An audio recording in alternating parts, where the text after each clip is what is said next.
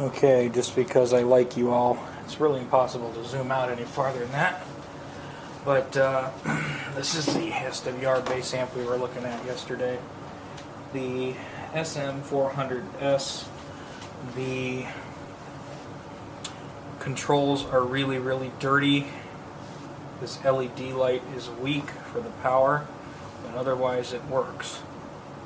So to get the lid off, we just take the perimeter screws off, and then there's 4 on the front, and we are in.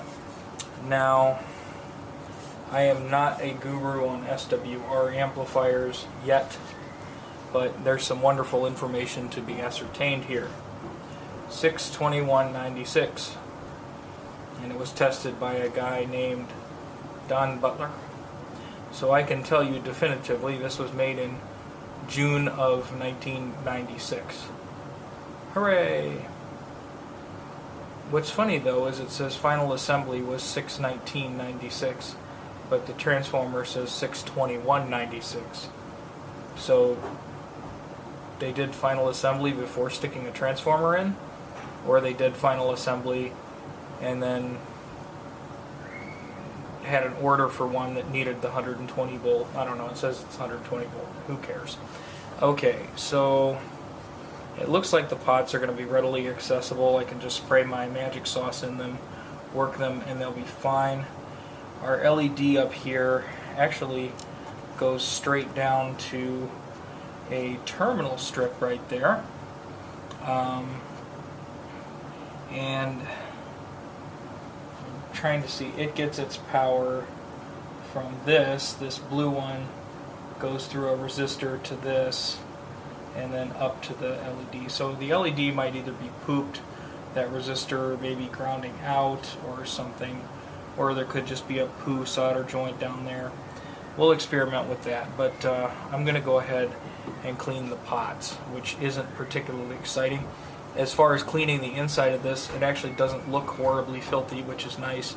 It looks like the power transistors, this double heatsink here, has a fan that channels the air through them out the side. So it draws air from the top, pulls it through here, and blows it out that way. So we'll probably go in here with the canned air and kind of dust that up well, having the vacuum cleaner around here to suck up any dust that flies loose. So that's what I'm going to do. Dust bust it and do some pot cleaning on all of the dozens of pots that are on there. I just observed something. There are 4 pots down here that adjust the frequency for each of the 4 sliders, and they're on the bottom side of this board. So I'm not going to be able to get to them with the straw. Everything else I can get to from the top side. I can get to these 12, but there's 17 total, so I can only get to 12 of 17. So we will dismount this board. It looks like it's just held on by the faceplate, so it'll be a matter of pulling the knobs and undoing the nuts. Oh, what kind of tube do we have before I turn the camera off? Is this a great exciting tube? ECC 83, made in GDR. GDR.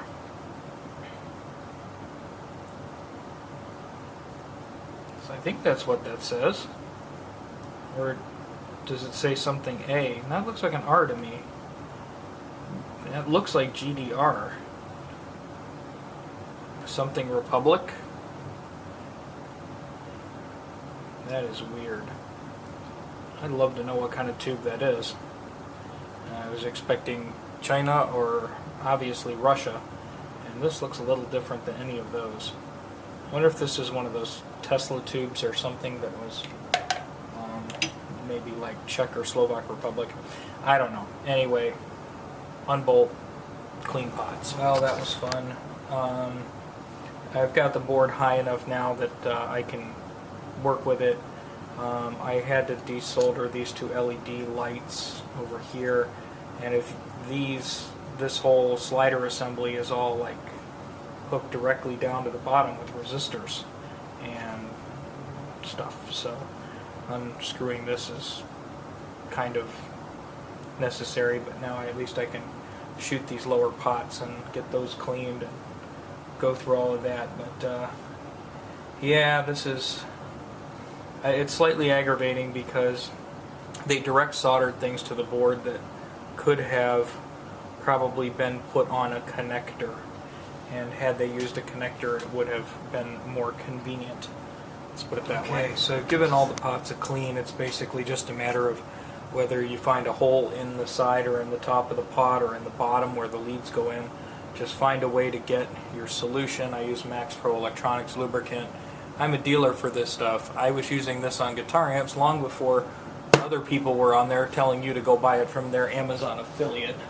Well, even if he's buying it on Amazon, he's paying more than me. So, anyway, I'm not upset about that. So, I put what I consider like a regular generous dose in everything up top, and then these ones on the bottom I went a little bonus happy on, just because once I put this board back in, I do not want to have to take this board back out again. And I see a little stray piece of fuzz there, so we're going to pick that off. I found a couple of little wire fuzzes in there, like where somebody stripped a piece of stranded wire and maybe a couple little shards of it ended up somewhere. I don't think it was causing any issue, but if I've seen any of those, I've picked them out. So time to put the board back in, I guess. Okay, so I don't have the knobs back on, but I took the time while the knobs are off to clean the face up, and I had to desolder this LED assembly here just so I could get the board to lift enough that I could clean everything, but I was able to clean all the pots. I plugged the speaker in and I got power to it, so I suppose now is a good enough time to turn it on and make sure it doesn't make any horrible sounds when we turn knobs and things. Okay, so I clicked it on and it went thump. This LED for the power light here is just dull, barely on. I really want to fix that. I don't like that because the other LEDs are bright. Let's turn master up a little bit. Okay, I can turn master and gain up, and all I hear is a little whooshing. So I think we're already good there. Should I put a tone through this, or do y'all want to listen to noise from my finger on a cable?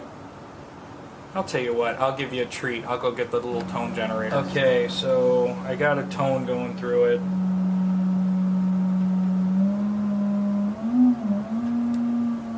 I don't know what tone that is. I don't really care. I'm going to keep the master real low. There's still a little bit of crunch in the gain knob. It's not nearly as horrid as it was. It's still usable, but I might just need to work it a little bit more. The limiter is working just fine. Aural enhancer has a little bit of fizz in it, but not much. Bass is great. That one's nice and quiet. Treble's nice and silent. Master volume, let me turn the gain down to like almost nothing. That's with no gain. I mean, that's like, yeah, the master volume is perfectly quiet. Let's check these for noise, the sliders. No noise there. No, that's fine there.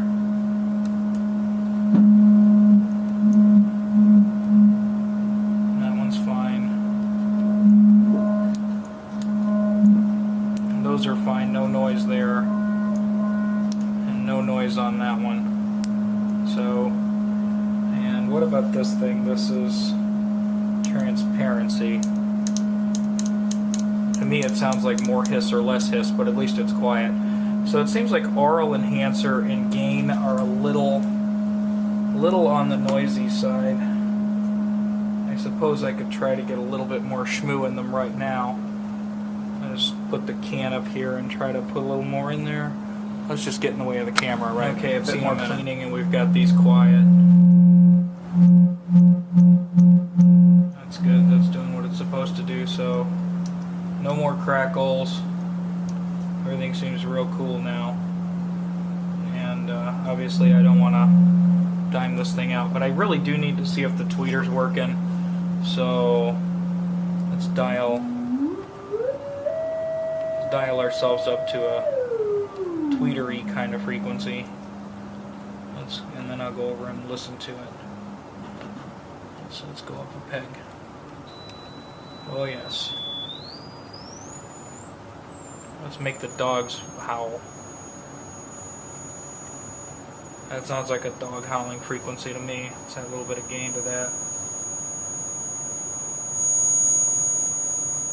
Ooh. Alright, let's go check the tweeter. I'm walking over this way to listen to that.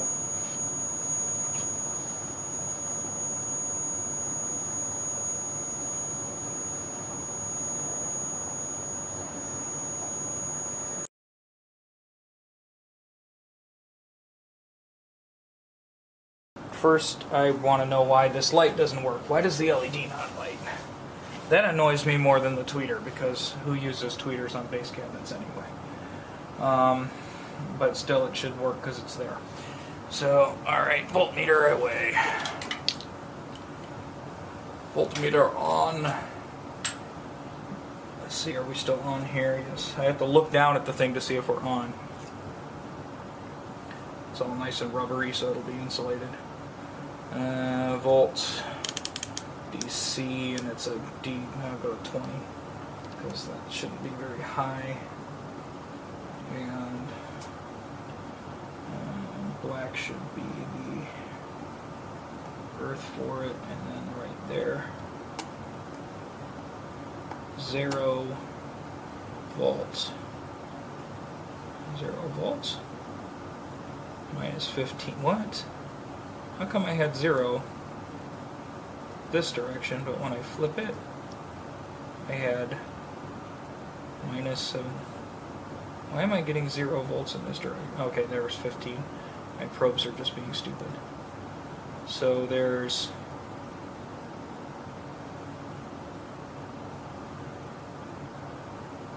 a 0.4 volt drop across this resistor. 0.4 volts. And that's the resistor that feeds it. So I should expect like 15 volts up here. And I get minus 15 volts. Yeah. Wait a minute. Minus 15 volts? Why would that be minus 15? That should be plus 15 volts, shouldn't it? Because you'd think red would be the positive.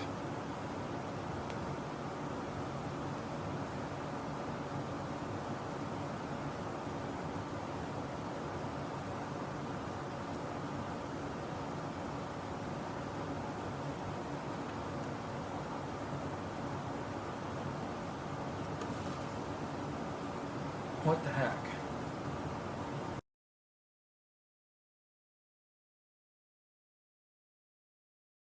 Okay, kids, so we're back with more SWR. The light actually shines through that. That LED was defective. It, of course, was red. The replacement is green. Why? Well, because green means on, and because I had green LEDs in that size, so now it turns on and let there be light. So, hooray. So that's all good. So I think I just need to dust bust this a little bit more, put the lid on, wash the knobs, and we're okay. I did check out on our cabinet there the highs and the attenuator. This thing can definitely go ear-splittingly high. I tested it with the frequency generator, and I was able to pump some really high tones in them and bring them up and bring them down with the high frequency attenuator. So it was okay. It was just my ears playing tricks on me. That can happen this time of night. So, and my family said, "What the world was that noise?" So, yes. So the only thing really we got to do, other than clean and wash the knobs and put everything back on, I do have one slider button coming in for this.